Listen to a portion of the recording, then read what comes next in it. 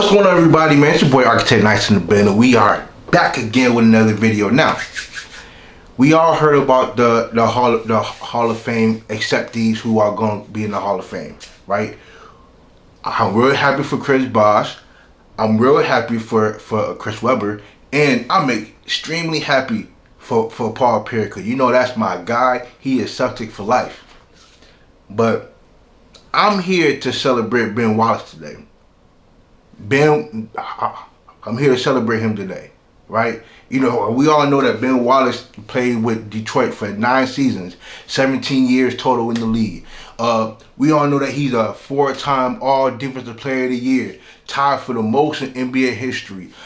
He's a 4-time All-Star. He's a 5-time All-NBA, 6-time All-Defensive Team, an NBA champion. But reason why I'm here to celebrate him today, right? He is the first player since 1990 to come from an HBCU and make the Basketball Hall of Fame.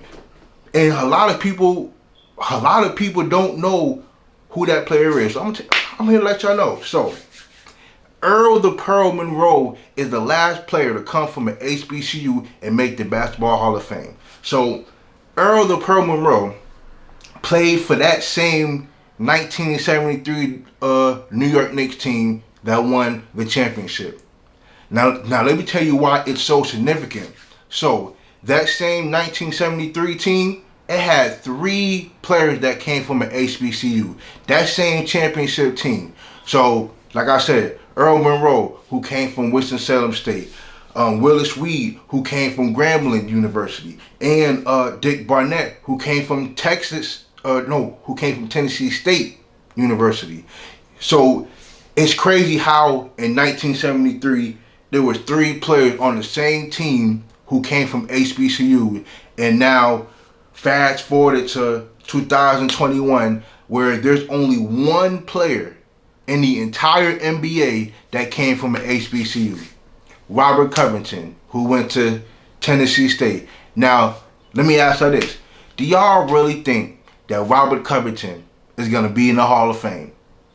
No, it's not happening. So that's why it's really so significant, because I waited 24 hours and nobody in the HBCU community said anything about it. So I just want to shed light on this. And, you know, when we talk about the NFL, there's less than 20 players that came from HBCUs that are currently playing in the NFL.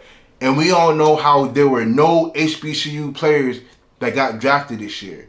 You know, so that's why it's so important that Deion Sanders is a head coach. So important that Eddie George is now a head coach. It's so important that Marshall Faulk and Ray Lewis and even Ed Reed want to be coaches at HBCUs. Because we have to use this time that we have now to shed more light on HBCUs. Like on this channel, like I'm gonna talk about NBA, I'm gonna talk about, you know, the NFL, I'm gonna talk about a whole bunch of different stuff. But if there's one educational thing that I want to bring to this channel, is that HBCUs exist. And HBCUs are very competitive. And I think it's important for all of us to shed light on, there are a lot of good HBCUs out there that deserve some love and respect from all of us. So Ben Wallace deserved all of our respect. And if I didn't say it before, Ben Wallace did this what no player has done since Earl Monroe. And that was over 30 years ago since that happened. You know what I'm saying? Look, Ben Wallace came from Virginia Union University. And he was like, look, he didn't have no offensive game at all. Matter of fact, he scored less than 10 points a season every year he's in the league. But guess what? He's one of the best defensive players of all time. And for a guy like that to not only be undrafted, but to come from an HBCU and dominate basketball on a defensive side the way he did, I think it's pretty special. It is really, really, really special. And for me, for me personally, I think it's a wonderful thing for all of us to experience, because we don't know when the next time a player from an HBCU is gonna come in the NBA and dominate like Ben Wallace did. So, you know, that's just a fun fact that I'm sure a lot of people miss, and I hope that people pay more attention to moving forward. But I just wanted to shed that light to y'all.